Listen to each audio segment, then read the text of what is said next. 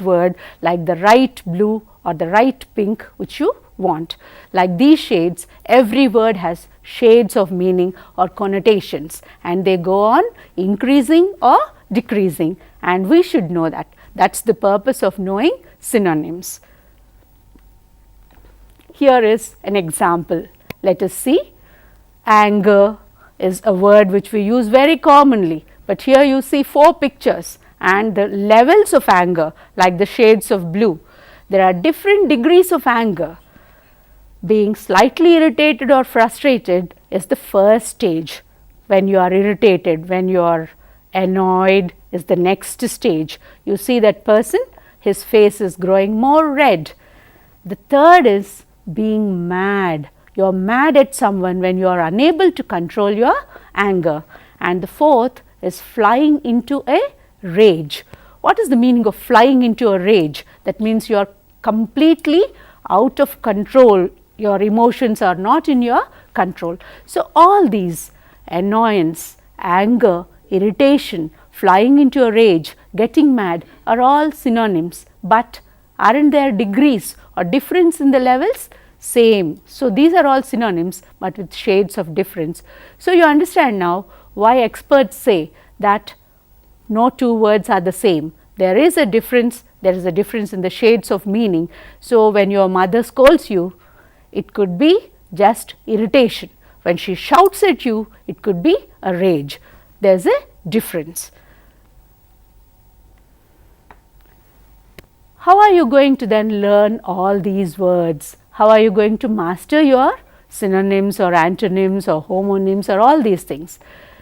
Is there a simple method? Is there a list which you can by heart? I don't think so. It is not possible for us, because it is exhaustive, it is limitless, and there is no list which you can by heart.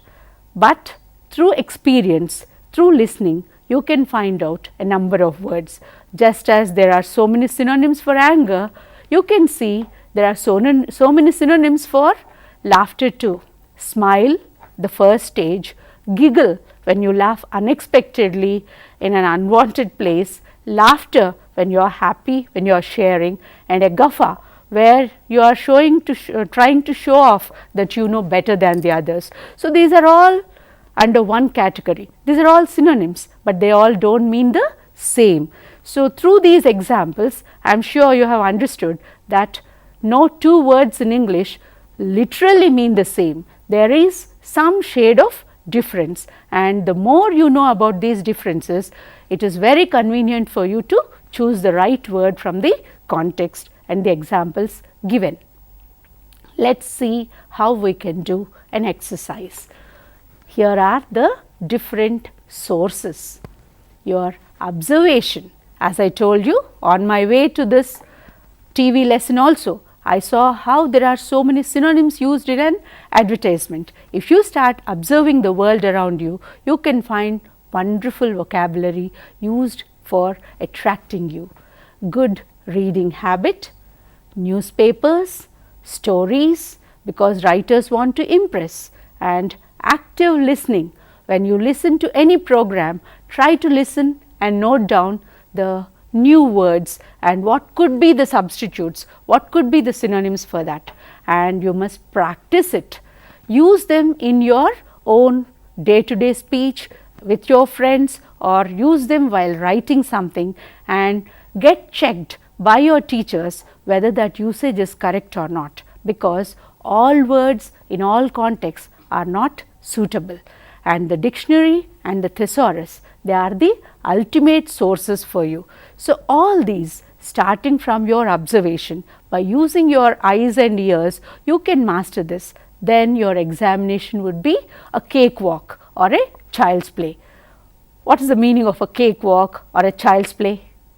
Means it is very, very easy. This is how you can master vocabulary, whether it is for this or for anything else. So, now let us see what we should do and how a thesaurus is going to help us. Maybe most of you have a dictionary at home, but a thesaurus is special, and the purpose of a thesaurus is to offer the user a listing of similar or related words. These are often but not always synonyms. So, once you go to a dictionary, you can find one or two meanings, and the primary meaning as well as the secondary meaning of the words. But if you go to a thesaurus, you can find the different shades, the different meanings with which anything can be used. So, if you have not started really using a thesaurus, if you are really relying only on the examination material being given to you, I think this is the time for you to start using a thesaurus, because if you go to the internet, it is easily available for being downloaded. Otherwise, your colleges have a copy of it. Start using a thesaurus and do not restrict your reading or preparation just to the question papers and the examination models being given here. You know why I am giving you this? Because in the examination, they will give you only one of the different meanings which are there for each word from the 4, and you think you have identified the right word by going and checking the key and thinking, okay, this means this. Diligent means laborious, because that is the example given in your text also, in your examination, Vijeta competitions and other books given to you. But diligent has many layers of meaning. All words have layers of meaning, and the thesaurus is the main source from which you can get answers for all these things. So, start using a thesaurus. When you have a new word, go and see what could be the other meanings for that. Here, I am sure you like these two pictures, very beautiful kids. So, this is the word that comes automatically to me when I see these children, beautiful kids. But is beautiful the only word? If we go to a thesaurus, you will be really surprised to see the number of synonyms or words with similar meaning that have been given for the word beautiful. I want you to read them. While I read them, see them and read them. Beautiful means ideal, lovely, magnificent, marvelous, nice, pleasing, pretty, pulchritudinous, radiant, ravishing, refined, resplendent, shapely, sightly, splendid, statuesque, stunning, sublime, superb, symmetrical, taking, well formed, wonderful. There are some more words in the next slide, but before we go to the next slide, I want you to see how many words are there in this slide itself, and all these words are not suitable to describe those children. Only some are suitable, and it is up to us to know which words are suitable.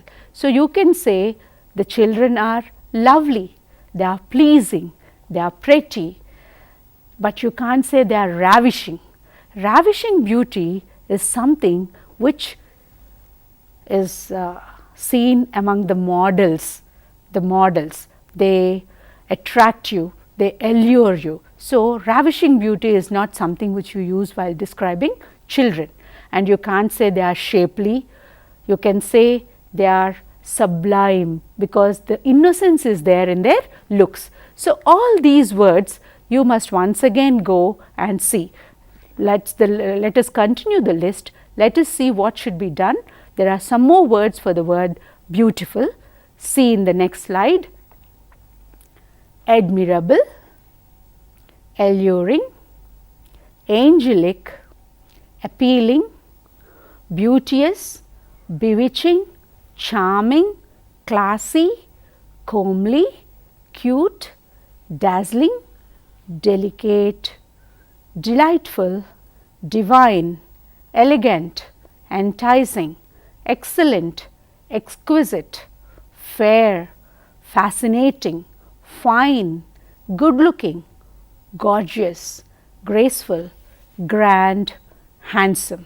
The list could go on, but all these once again are not suitable to describe those cute kids whom we have seen in the previous slide. So, let us see just some of the words which we can use as synonyms to describe these girls. Angelic, cute, lovely, nice, pleasing, pretty, radiant. And if you have read the list of words with me, you can see how the thesaurus provides all the words which are possibly the meanings, like the different shades of blue for each word. And if you once again check what is the context in which they should be used, you can understand that all words do not suit every context. That way, by practice, you can improve and master your language. You can master your vocabulary and master your language. Let us go to the next slide. This is also a beautiful and attractive slide, I am sure, because it is summer. You can see 3 cones of ice cream there. And what are the words which we normally use? Very tasty, very yummy, but there are so many other words also which you can use for that. Delightful, delicious, pleasing, delectable. This is one word probably which most of you do not know. Luscious, something which is very juicy like a mango. Pleasant tasting. Scrumptious, something that is pleasing to the senses, appetizing. Toothsome, yummy and tasty. And this word toothsome, you know, I told you words have different contexts and different senses. Toothsome can be used to describe something that is tasty, but toothsome can also be used to describe someone who is very beautiful also, like beautiful models. You can say a toothsome model. So, be careful while using the words. In and out of context using them would lead to many problems. So, these words in different contexts, they have different meanings. And after seeing all these, let us start with a simple task. Match the words with their equivalents. It is a very simple task. You do not need much time. As soon as you go to the next slide, you will see 4 words in one row on the left and 4 words in the other row on the right. Immediately I want you to match them. We have 2 sets. I will read out the words, and while I read them twice, I want you to finish your task. Then we would be going to the next slide where the answers are given for you to check whether you have done the right, chosen the right choices or not. Shout, fire, defeat, waste, blaze, litter, yell, beat. I repeat the words: shout, fire, defeat, waste, blaze, litter, yell, beat. All the words are jumbled, and therefore matching them you should know which is the synonym of what. But this is so simple. With your practice you must have finished this task orally. Let us go and see and check for yourselves whether it is correct or not. Shout, synonym yell. Defeat, beat. Beat does not really mean beating physically, getting defeated also, and mostly in newspapers you come across India beat Sri Lanka, England beat Australia, like this. So, that means defeat. Blaze and fire, waste, litter. I am sure this must have been very easy and there was no need for the pencil or using an eraser for you, but next slide it is going to be slightly different. Here we have once again a set of words: tired, scorching, argue, evil, wicked, squabble, hot, exhausted. I repeat the words, try to read them with me and then identify the synonym of the word: tired, scorching, argue, evil, wicked, squabble, hot, exhausted. Could you do that? Let us go to the next slide. If you haven't done, now note down the answers.